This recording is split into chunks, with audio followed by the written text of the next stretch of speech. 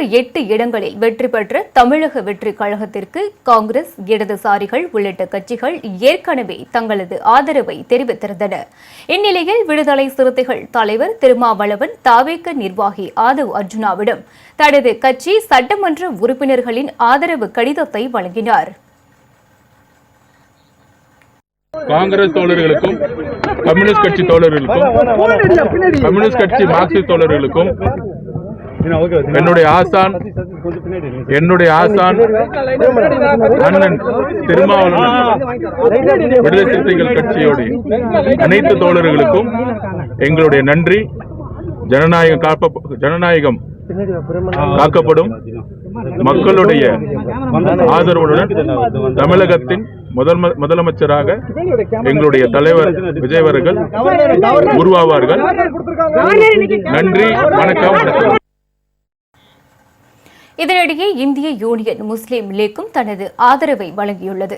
இதனைத் தொடர்ந்து விஜய் ஆட்சி அமைக்க 120 எம்எல்ஏக்களின் ஆதரவு கிடைத்திருக்கிறது. இந்நிலையில் விசிக தலைவர் திருமாவளவன், இந்திய கம்யூனிஸ்ட் கட்சியின் மாநில செயலாளர் வீரபாண்டியன் ஆகியோர் கூட்டாக செய்தியாளர்களை சந்தித்தனர்.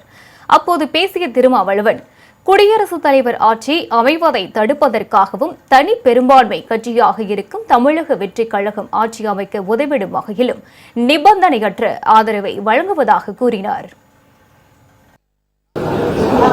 தவேக தலைவர் விஜய் ஆட்சி அமைப்பதற்கு விடுதலை சிறுத்தைகளின் நிலைப்பாடு தடையாக இருந்துவிடக் கூடாது என்பதும்,